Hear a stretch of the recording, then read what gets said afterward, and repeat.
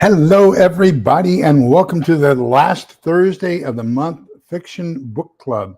This month we have, oh my gosh, um, just probably the best book I read in 2023. Unfortunately, we probably won't do the follow ups to it, even though it's just, oh gosh, I'm reading his second book now. Um, Best book series, best books I've read. However, I want to try to focus on post-apocalyptic books that are basically geared towards giving you some um, tips on how to survive what's coming. Um, so, although I'm going to say this is probably the best book I read in 2023, it does not have any survival tips in it. It does not have the genre of a oh gosh, Stonemont with Stephen Smith. It's not the angry American survival series, in South Florida. It doesn't give you those kinds of tips. It's not a Blaine. I'm not Blaine Pardoe, but what's the other series we're doing? Franklin Horton. It doesn't have that kind of a post-apocalyptic William Forstchen type of these written into the to the storyline are tips on how to survive, how to store food and stuff like that. It's just not there. This is political post-apocalyptic, unbelievable. Probably, gosh, I can't tell you. I was very lucky in my younger years. In my younger years, Tom Clancy put out his new books on my birthday. So every year for about 8 years, starting from the time we were in Germany, um, I would get a new Tom Clancy book for my birthday present every year. And hey, Texas Redleg, welcome, welcome. Celtic Grandma, welcome. Scott Hummer. Texas Redleg was just a guest on Pete's, the Roaming Preppers, live about an hour ago. And they were talking about their thoughts on what's going to be happening here in the near future. Great video. I recommend you go back to Texas to see Texas Redleg as part of a panel discussion on the Roaming Preppers channel. Little Lone Prepper, welcome. Let me see. Who else? Scott Hummer. Wow, welcome. Great crowd. Okay, so it looks like we got 14 people here. Let me start off with another Einstein quote. But I was talking about Tom Clancy. So I used to get a Tom Clancy book every year for my birthday. And then all of a sudden, I told Helen that I didn't want anymore. I heard a rumor from some friends of mine who were stationed at Fort Hood about an event where he had basically rented an AH-64 Apache so that he could do his nonfiction book on Apaches and attack helicopters. And there was an incident that happened on Fort Hood that convinced me that he was a little bit more arrogant than I considered him to be. And so, but I will tell you, Blaine Pardoe is a George Orwellian type of a writer, just phenomenal. Tom Clancy type of a writer. I'm going to put him up there with those. William Forstchen, he is a superior writer. I couldn't put it down. And then the same thing with the second one. Let me see here. We just had somebody else brand new come in. Who was it? Sandy Aaron. Hello, welcome. And I saw one more that I haven't seen before. I wanted to acknowledge that person. Terry and Radar's World. Hello all. Harley Tate's books on EMP. I'll have to check into that. Let me write that down. Harley Tate. Although I've probably got about a half dozen books, fiction books, sitting over there waiting for me to read them. So, keeping up with Franklin Horton has like 5 different series going on at the same time. Angry American. We're going to be doing his newest one, book 12. I think it's next month. And then we're going to be doing Franklin Horton's volume 4 of the Borrowed World series in March. We got all kinds of great stuff coming up. I have a feeling that Steve Smith will probably have a follow-up coming out here soon. Right now, he's in the process of reading all of his books so that you can get the audio versions of his books. I think he's on book 2 right now of doing the readings of that. Okay, let's start off with an Einstein quote. According to Einstein, weak people seek revenge. Strong people forgive, but intelligent people ignore. So, what are some of the things you can do about some of the negative stuff that's going on? Just to bring you kind of up to date, here I am in Texas. I took down my flag. I used to have flags behind me all the time for the first year when I did my videos. The Gadsden flag, the Don't Tread on Me flag, the Texas flag. I had the Knights Templar flag up for a while too. But anyhow, don't do those that much anymore. But to bring you up to date with everything that's going on, I put a video out earlier today about the Texas versus Biden, the federal government, and Governor Abbott's letter.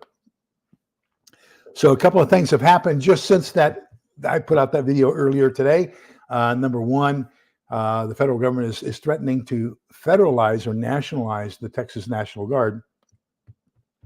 I believe that's the 39th Infantry Division. It might be the 36th. But anyhow, they're talking about nationalizing it so that the governor can't use them at the border to do his will. What they forget is that Texas, when it rejoined the Union, was allowed to have its own Army and Navy. So we have something called the Texas State Guard, and that's basically 4 brigades of MP equivalent people. So, for riot control and disaster control and stuff like that.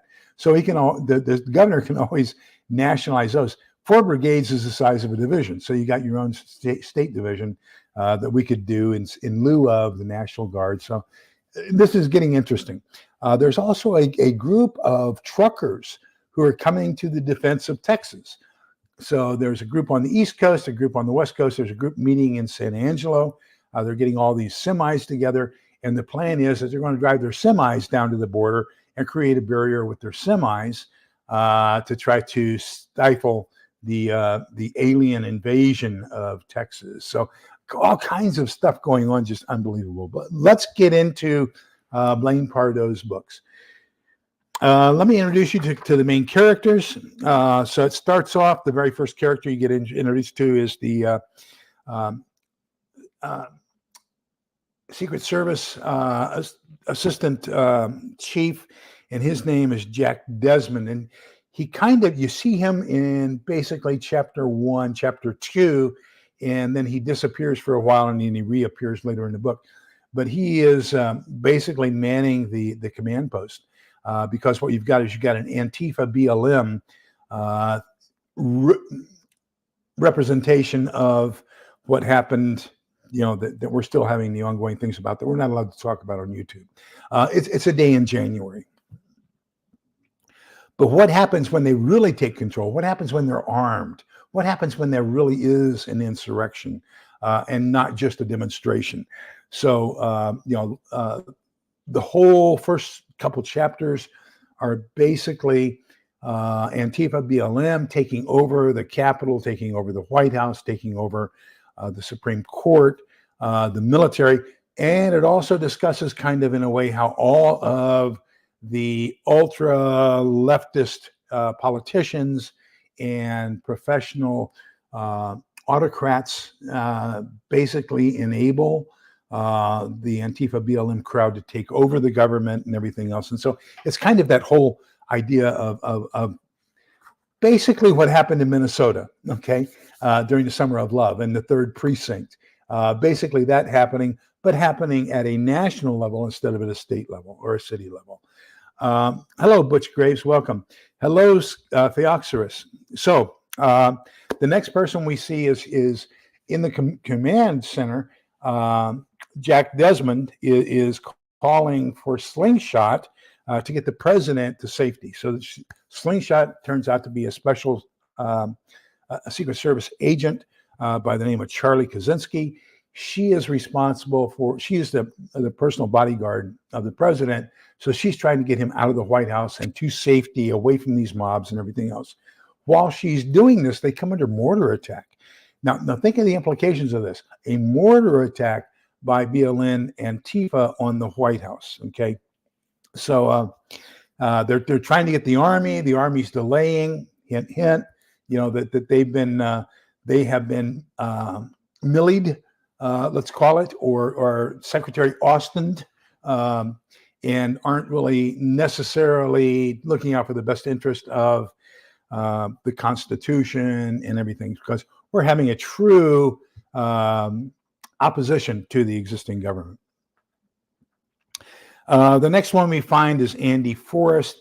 Andy Forrest is at basically at his father's bedside, and this becomes important later in the book because his father is a member of what becomes the counterculture, which is the Sons of Liberty.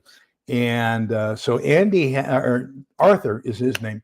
Arthur has two children, Andy and Karen. And so Andy is his faithful son and everything else. And Andy becomes a major character later on in the book. Karen his daughter becomes a major character in the book. She turns out to be an ultra leftist liberal loon. And so she becomes basically part of the SE, social enforcement. When we read about the social enforcement in the book, my mind goes back to the SA, the Sturmabteilung, for the Germans during the Munich beer hall push and other things. This was the armed political movement, the brown shirts of the German political National Socialist movement. And you know what that later became. So anyhow, Karen is one of those in that. Karen is responsible for turning in her father, Arthur, who goes to a reindoctrination camp. They're trying to get him away from the Constitution, away from what's going on in the U.S. or had been going on. They're taking down get this. They're taking down statues. They're destroying monuments. They're redesigning the flag. Anything that has the old U.S. connotation to it is totally done away with. They're seeking reparations for people who were harmed by the freedoms that were available in the United States prior to the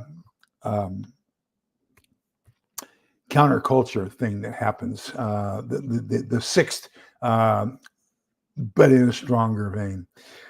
Okay, Sandy Heron says she lives in D.C. It was not a summer of love there. It was not a summer of love anywhere. I think that was the euphemism they used because of the leftist connotations that it was mostly peaceful. Okay. So Karen becomes an SE. So think of this as, remember, I don't know if you remember or not, when President Biden first came out, Josie Hickman, welcome. So when President Biden first came in, he started this thing where he wanted people to report on people who were violating COVID restrictions. And oops, I said that word. I hope I don't get taken care of by YouTube for that. But anyhow, he wanted you to call in to a special number and report people who were not complying. Okay, so that's what I think of when I see this social enforcement. When I think of Karen Forrest, she even changes her name to Karen Forrester to stay away from any implications that she's, right across from that she's related to somebody who had to go to reindoctrination. Oh, okay. I guess I got that wrong. I guess she's not in Washington, D.C. She's in Washington State. Okay.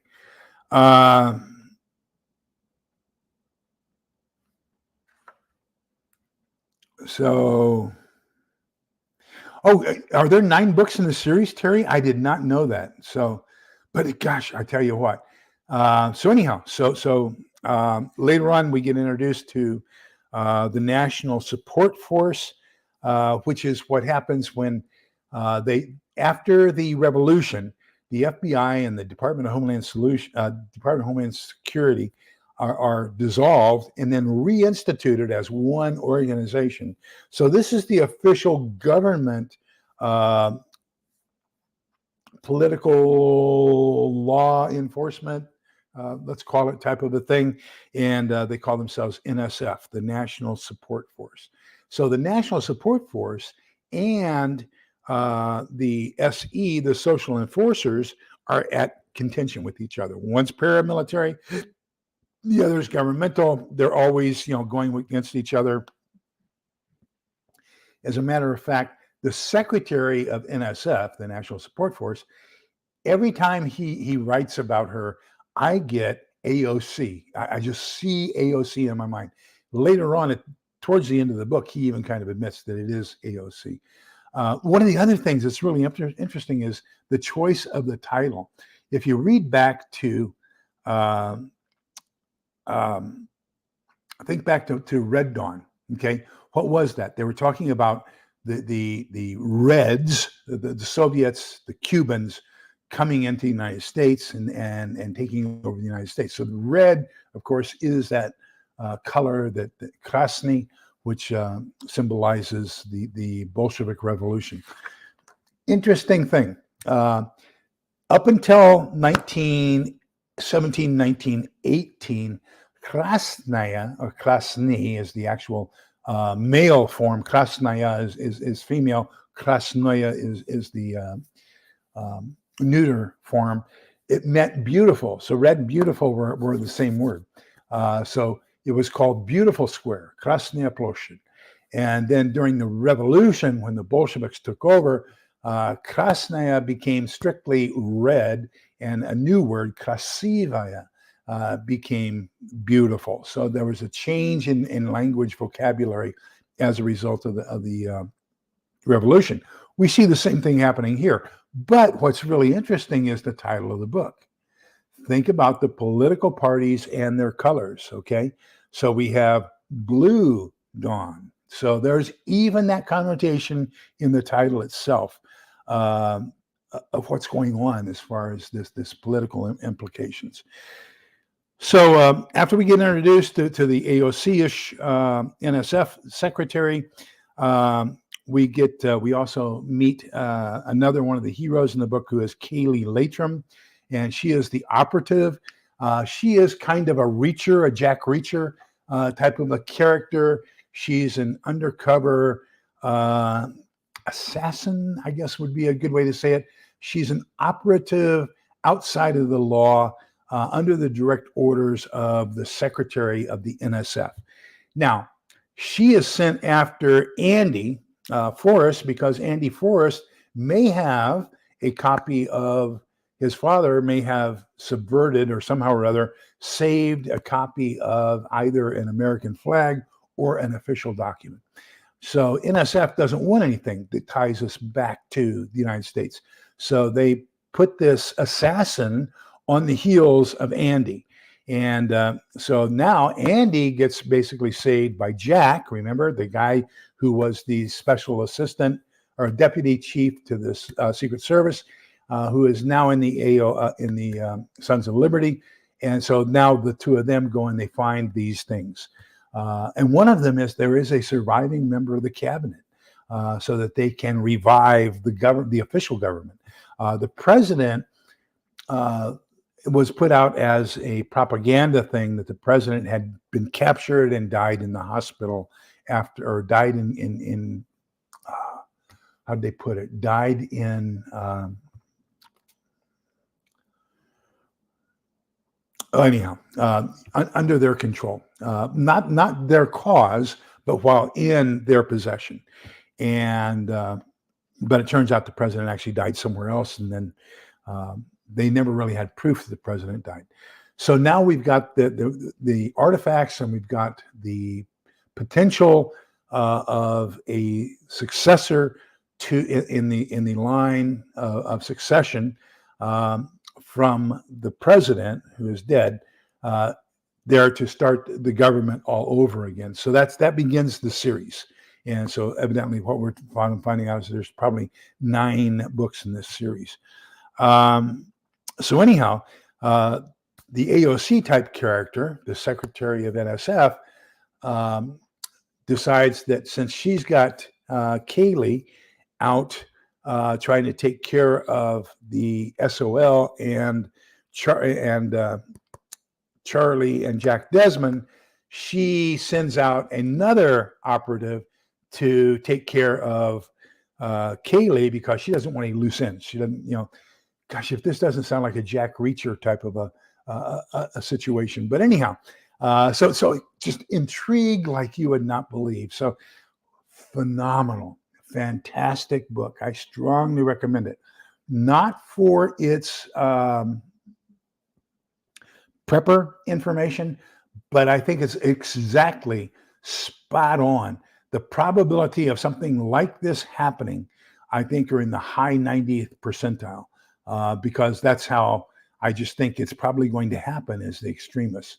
I think this is probably going to come to fruition because there will be election deniers come November. We already have Supreme Court deniers, that's what I call the people who say that the Dobbs decision is a bad decision, or they don't have the authority, or the court was packed, or anything like that. Those are Supreme Court deniers because they obviously haven't read the Constitution, because what the Dobbs decision says is that the Roe v. Wade decision was improperly made because it was not in the purview of the federal government to make that decision in the first place. That was a states' rights decision. So the Dobbs decision basically did away with the federal decision and restored it back to the states where it belongs, in accordance with Article 1, Section 10, Paragraph 2, and the 10th Amendment to the United States Constitution.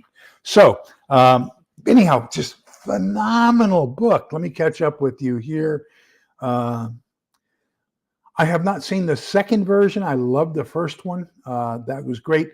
Let me tell you, when that came out, it just so happens I was an intelligence analyst at the time, and I did a survey, I did a research, and I just redid it last year. But it's virtually impossible for either China or Russia to launch an attack against the continental United States from their homelands. They don't have either the seaborne landing capability or the airborne capability to drop an entire division on one particular area of the U.S.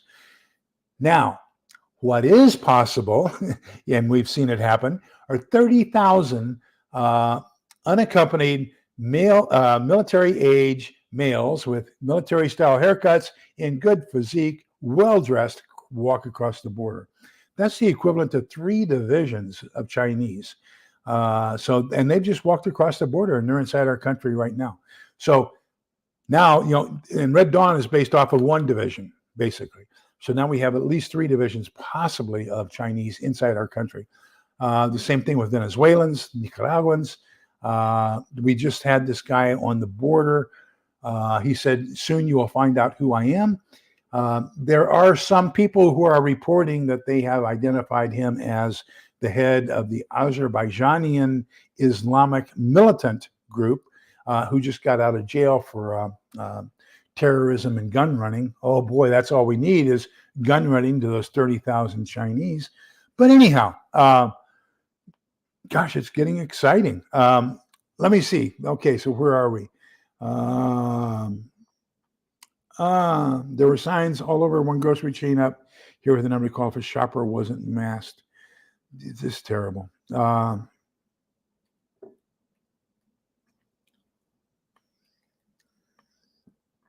There was a woman in the post office town north of us who was yelling that she was going to call the federal police because a guy was inside the post office without a mask. Don't know which federal police she would talk to. Probably the FBI. I don't know. I don't know if they would respond. I knew the FBI office director here for the greater Austin area. He and his wife were both, she was an FBI agent as well, but they were pretty good friends. As a matter of fact, we traded books quite a bit. He was a voracious reader as well. Yeah, isn't that something? 3 divisions, and each of them given 3 burner phones.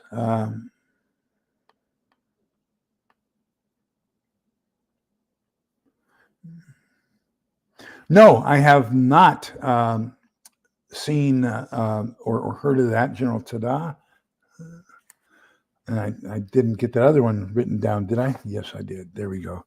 Harley Tate, and General Tada.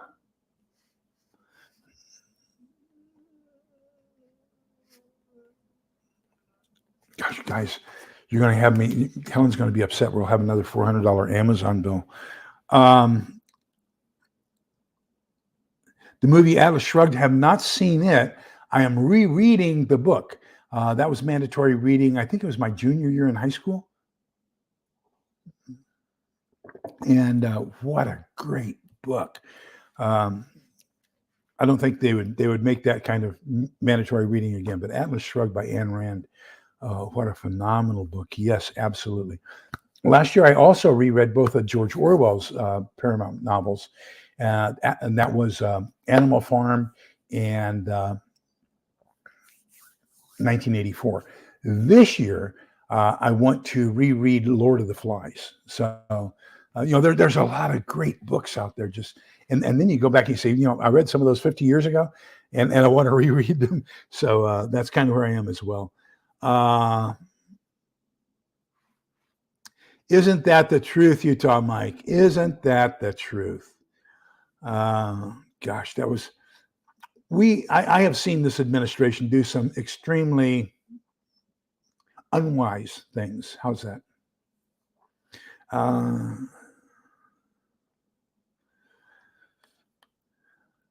Yeah, I kind of went against them. Just my social. I purposely did that too. So I guess I'm a rebel in a sense. I don't know.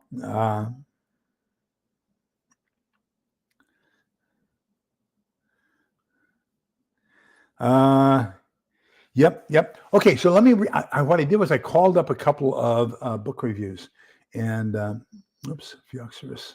Foxerus commented on my video I put up earlier today. Thank you, sir. I will go back and review that here in a minute. I do want to read these to you. This first one is by Liberty Block, and it says the political thriller by Blaine Pardoe. This is by Alu Axelman. Is marketed as fiction, but it comes disturbingly close to a real-life story. Blaine Pardoe essentially imagines that the United States would look like if the progressives ever took over control of the federal government and aggressively implemented their agenda within 5 short years. The book begins with a coup, a real insurrection, unlike the manufactured false flag protests of that date, in January. The radical left violently overthrows the White House and takes over control of Congress, the Pentagon, and other major institutions. Many political leaders are on the side of the communists, and the others are killed, crushed, or flipped using threats. They also put them in the re-indoctrination camps. And it's a very realistic scene. Throughout the book, the main characters each face their own challenges, surviving in a socialist republic with nearly zero freedom or privacy. And as they try to develop a plan to remove the tyrants from often, they are repeatedly set back by the sociopathic politicians and their enforcers. Okay, so that's his comment. Now, the one that they have concerning the book on Amazon is pretty good, actually. About 5 years ago, America, as everyone knew it, came to an abrupt end in a spectacular coup. Now, it was called the liberation by those progressives and radicals that screamed for its outcome, and the fall by its victims whose freedoms were trampled. The White House and the Capitol were overrun by anarchists, and the leaders of the once proud nation were imprisoned or sent to special quarantine camps. That's a lot closer to what I read. The president was arrested and eventually died in prison, or so everyone was led to believe. That's true. America was rebooted in a new progressive socialist image. New America is what they call it. Yes, that's true. The United States of old was gone. Its history erased and rewritten. So it's Lee's parentheses here. Fort Hood was renamed Fort Cavazos. Fort Bragg was renamed Fort Liberty. Fort Benning was renamed Fort the Colonel from We Were Soldiers, the Eadrang Valley. Hal Moore. Fort Fort Hal Moore, because the other things are offensive to them. 5 years later, an unlikely group of patriots emerges from the shadows seeking restoration of their nation. 2 Secret Service agents, that's the deputy director and Slingshot, the 2 I told you about, and their secrets from the night of the fall. 1 son of a patriotic college professor, that's Andy, what's his last name? Keller? Forrest. Andy Forrest, the son of Arthur Forrest, and is with his father's legacy and the important artifacts that his father managed to preserve. Original copy of the Constitution and a flag. Young man finds himself face to face with the lies the new American government has told him and forced to become a fugitive. A covert operative of the new government. So that's the twist. Remember, the secretary of the NSF sent those operatives out to get Kaylee. Kaylee identifies that she's been targeted, takes care of the operatives that are sent out to assassinate her, and turns and becomes a supporter of the counter revolution. Okay, so Kaylee is now on the side of Charlie and Andy Forrest. Okay, so those 3 kind of hook up together. So time is running out for the forces of the government to hunt down this group of renegades, hoping to smother once and for all any trace of what was America. Ripped from today's headlines, best-selling award-winning author Blaine Pardoe presents an eerily realistic view of an alternative history political thriller with conservatism as a crime and patriotism as treason. So that's kind of the review of it on Amazon. So that's kind of where we are. Just can't wait to really get into book 2, but of course I've got to read the new book 12 of Angry American, because that's what we'll be reviewing at the end of February. And tomorrow is our senior trip, so that's a kind of a lost day, but it's really, I tell you, this is a phenomenal book. Let me see what the back cover says. America is gone in a stunning coup d'etat at the leadership of the U.S. is overthrown. America is rebooted in a new progressive image, New America. Citizens have lost their history, their flag, their traditions, and their leaders overnight. Big tech, the media, and social justice warriors form an unholy alliance against everything America stood for. 5 years later, an unlikely group of patriots emerges from the shadows, seeking a restoration of their nation. Some seek redemption, others retribution. That's that quote that I gave you from Einstein. While others struggle against a government bent on keeping its citizens in fear. Time is running out as the forces of New America stalk and hunt down the group of renegades, hoping to smother once and for all any trace of what was America. Once again, ripped from today's headlines, best-selling and award-winning author Blaine Pardoe presents an eerily realistic view of what-if political thriller where conservatism is a crime and patriotism is treason. So yeah, that's just, gosh, great book, great writing, great writing. Twists and turns everywhere that you just don't even, Tata. Okay. Thank you for that correction. So let's see here. Yes, he is. And let me see, it's up here. One more up here. No, it's still here. Toolman Tim is running Atlas Shrugged Book Club on YouTube. And I forget, I think it's Tuesday nights. But yes, he is. He's doing a very good job of it as well. And that's part of the reason why I decided I need to reread it. I was on his live, and I mentioned the fact that the last time I read it was actually, I think, 1968 when I was a junior in high school. So, gosh, it's just but it's a great book.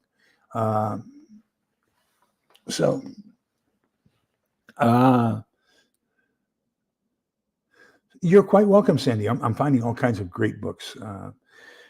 Unfortunately, some of these authors are just put out so many great books that I can't get into some of the other newer authors as well. Let me see. Terry says that book 12 of Angry American is a fast read. I hope so. Ayn Rand's trilogy is a long shot. a long slog, but yes, it is. It is. There are times when the development takes forever, but gosh, it is deep. The depth of the character development is just unbelievable, and there's so many innuendos that you have to read into it and extrapolate, and then you come back and say, "Whoops, that was wrong." So anyhow. That's pretty much where we are. Just a phenomenal book. I can't recommend it highly enough. And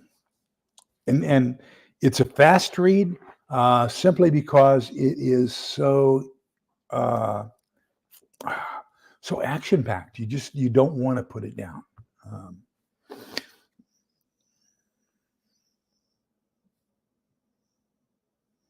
Okay.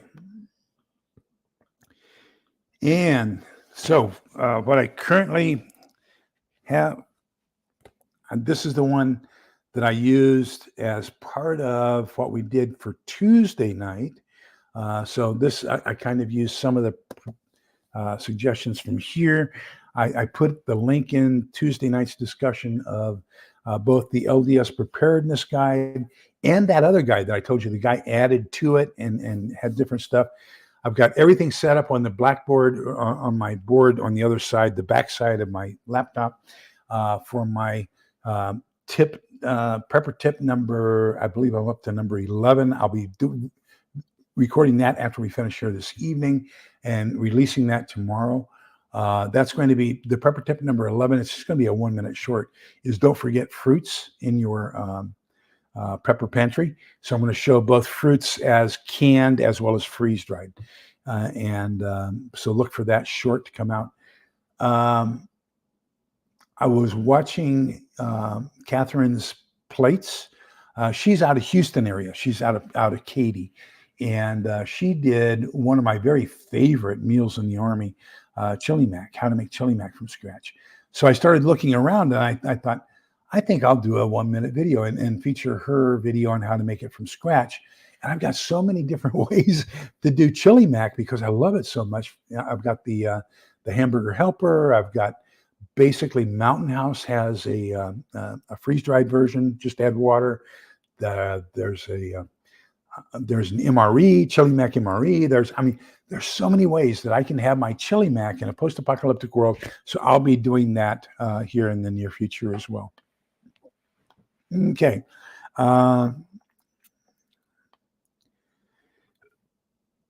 Yeah, and in a sense, I wish I hadn't been diverted by Blue Dawn because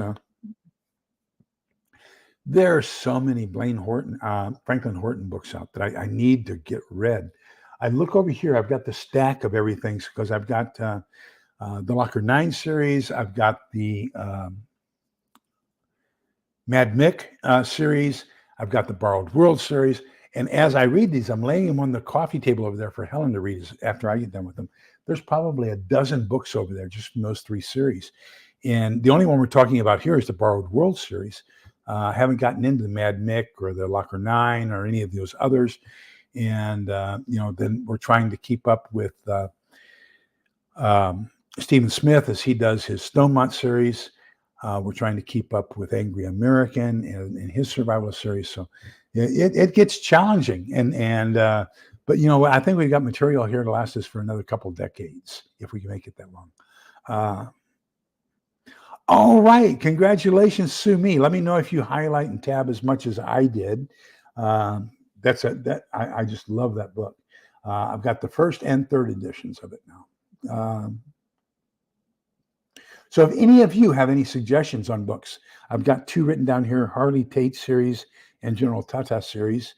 I'll take a look at those.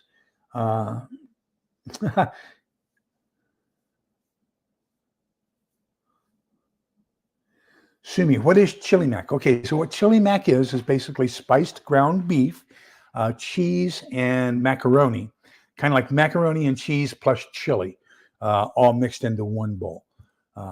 And then there's also taco mac. And so you can make taco meat and mix it with macaroni and cheese, and that becomes taco mac. Then there's another one.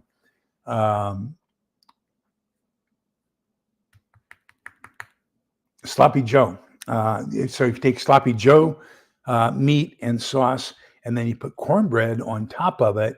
What do you call that? Jiffy Joe. They call that Jiffy Joe because Jiffy is the cornbread mix on top of the sloppy Joe. But there's so many great things you can do.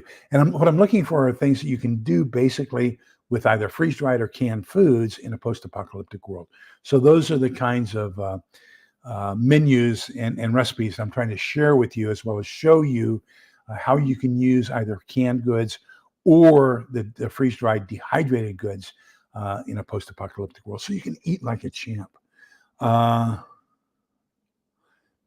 my grandfather, actually my first wife's grandfather, was a railroad engineer, and so his dream was that when he retired, he was going to buy a place and retire and just read.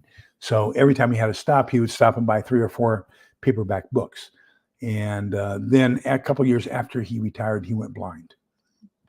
And he owned a house, a log cabin, stone and log cabin in High Rolls, New Mexico, which was halfway between Alamogordo and Cloudcroft as you're going up into the Lincoln National Forest. So we would drive up from El Paso, which is where I'm from, and spend the weekend with him and just read to him from his books because he had gone blind and couldn't read.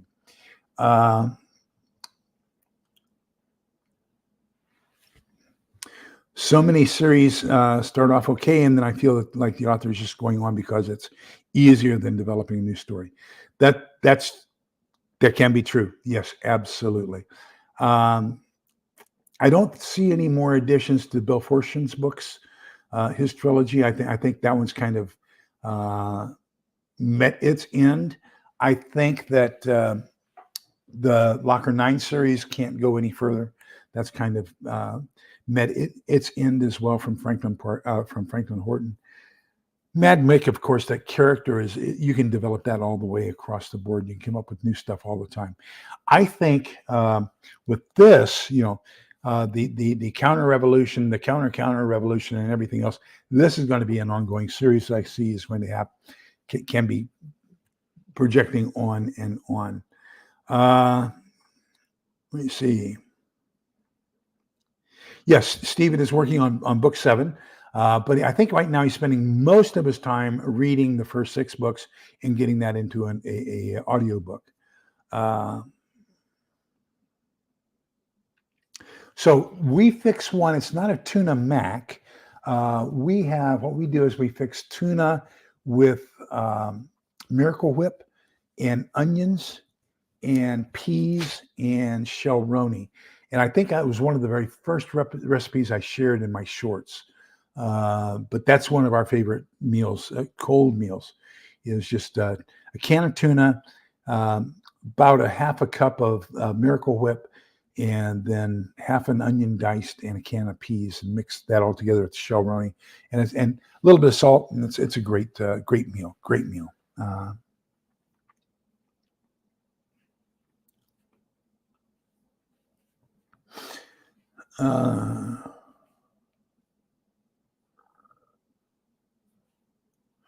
I used to have, and I don't know what happened to him. I used to have everything that Robert Heinlein wrote. And I can't find my collection of Robert Heinlein books. They've got to be out in the garage somewhere in one of those moving boxes. But I was just totally engrossed with Robert Heinlein when I was a kid, and Arthur C. Clarke. And I would say Heinlein and Clarke were my 2 favorite writers. I wasn't that much into Orwell as I am now. Funny how that kind of progressed over time. Did not really care for Ayn Rand that much, but as I'm listening to Toolman Tim and his guests discuss it, I'm saying, yeah, I remember that. I need to reread that and go back. And I think that the age and society have changed to such a point to where they become more and more important to us as we go along.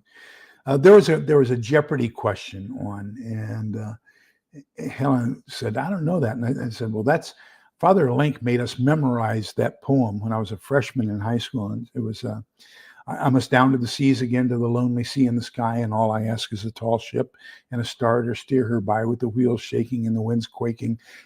But anyhow, what's the name of oh gosh, what's the name of that poem? Let me see. I must down to the seas again. John Masefield.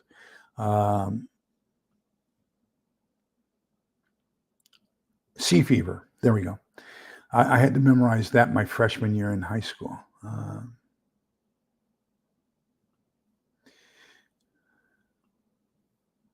Okay. Well, looks like we're pretty much done. Well, I mean, I asked Helen if she wanted to go with me Saturday. I did my Saturday morning stuff at 6 a.m. We have the Ham Radio Club meeting. From there, I usually go over to the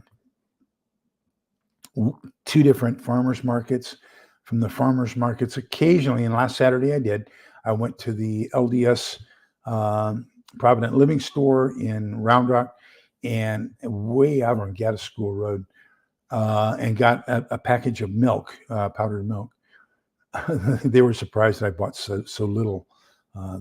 But then from there, I wanted to go to Half Price Books, which is our used bookstore, but they were closed. So I came home and asked Helen if she wanted to go to Half Price Books, and Half Price Books is right there close to Sam's, and she didn't want to go. So it was starting to rain, so we gave up. Oh, by the way, we have now had 6 inches of rain here where I am, and that's good news. It's flooding to the southeast of us on the Colorado River, which it usually does. They get it really bad. I wish that the rain would just move 100 miles northwest of us, so that it would fill up the Highland Lakes. We've got a series of 5 lakes in the Lower Colorado River Authority, and those are our lakes that provide us with our recreation, drinking water, and power. So, but they are all I think Lake Travis is still 25 feet below normal. We need to get those filled, and even though the rest of us are flooding, I wish we could get that rain shifted a little bit northwest so that it would fill up those dams. So sue me. I'm the same way. I can't go into used bookstores. I did go into one, like I said, last Saturday. Oh gosh, let me reach over here. I took the label off. I picked this one up for $6.95. So, and I'll be showing it on my Saturday haul video Saturday. But I did get this one last Saturday at the Half Price Bookstore. So,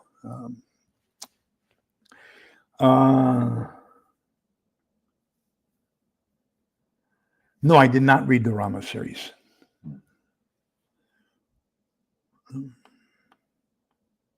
When I was over doing the counterterrorist stuff for the Seoul Olympics in 1988, we would get into Osan Air Base every once in a while and spend the weekend, so we could get a hamburger and French fries and a milkshake and things, eat American, because we were living with the Koreans, with the Korean MI, counterintelligence agents, CIA.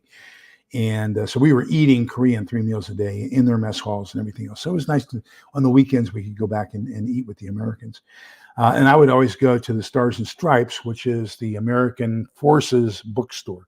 And I started a series, but there's like 5 different authors in this series, and it was called the BattleTech series.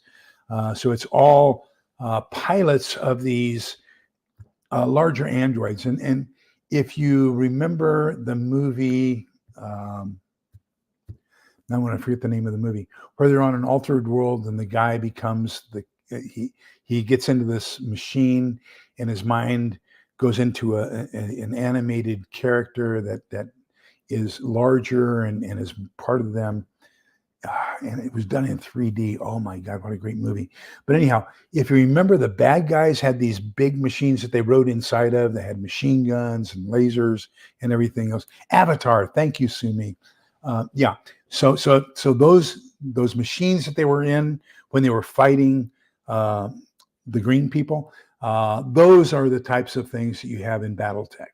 And so I got hooked on that, and I was probably reading like 4 books a week while I was in Korea, and I had to mail them home because they putting them in my luggage would have exceeded my weight coming home.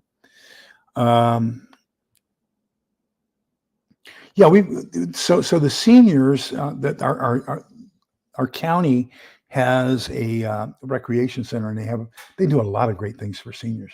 And so one of the things they do is the last Friday of every month they have a senior trip, and we've gone to a lot of very interesting places. Let me see where we're going tomorrow. Just one second.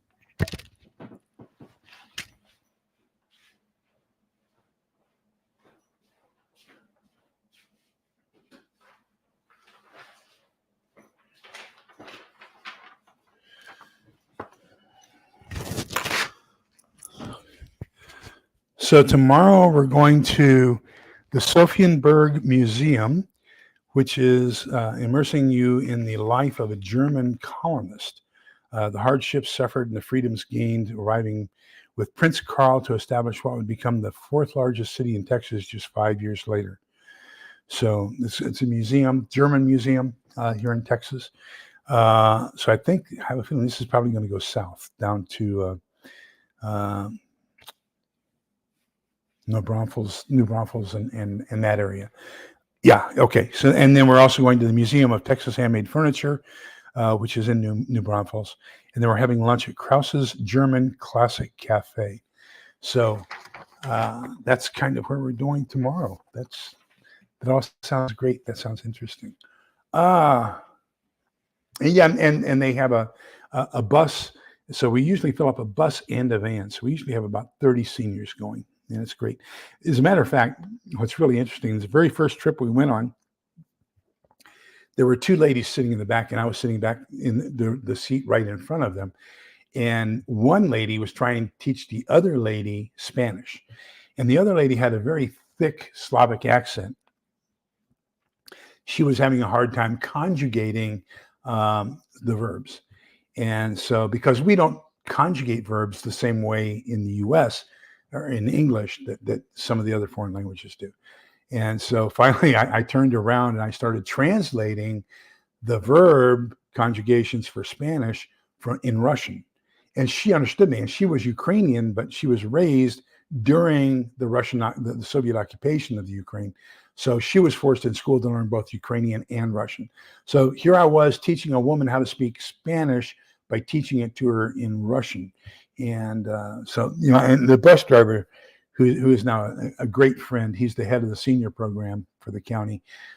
He says, I went home and she says, you aren't going to believe what happened today. There was a guy in the back of the bus teaching a woman to speak Spanish by speaking to her in Russian.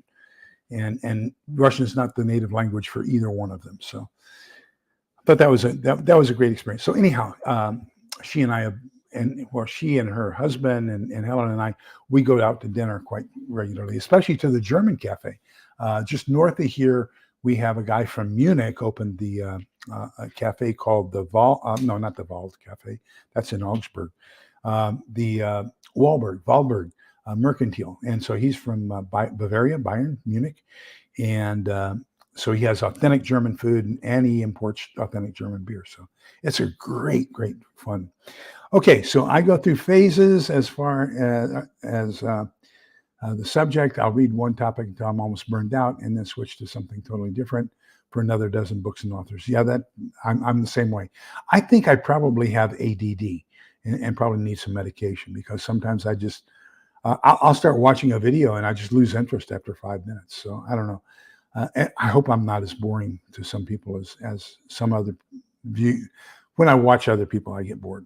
Let's put it that way. I hope I'm not that boring. But I think that's all my fault. So, anyhow.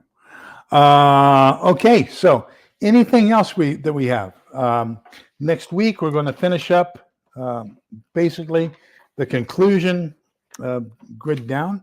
Okay, so that'll be our last discussion on it. I've got to pick another nonfiction book between now and then. I don't know, I'm really getting into this one. This one is, and I think it's going to be very appropriate for us as we continue on this path that we have internationally and internally. Food prep and food storage is going to be more and more critical. I'm leaning kind of in that direction. So let me know. Send me an email with your thoughts on if you have a recommendation on a nonfiction book that you would like to see us start after next week, that would be for Tuesday nights, and I would really greatly appreciate that.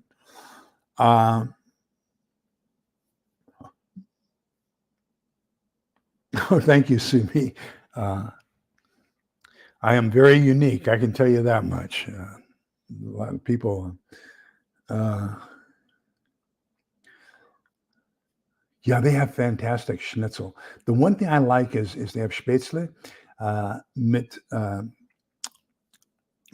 Jäger Soße, which is Hunter's sauce or Hunter's gravy, and it's got the good hearty beefy mushrooms. Oh my gosh, I just can't get. I'll chow down on spätzle with Jäger sauces. So and some schnitzel, and I'm a happy person. And then of course good beer.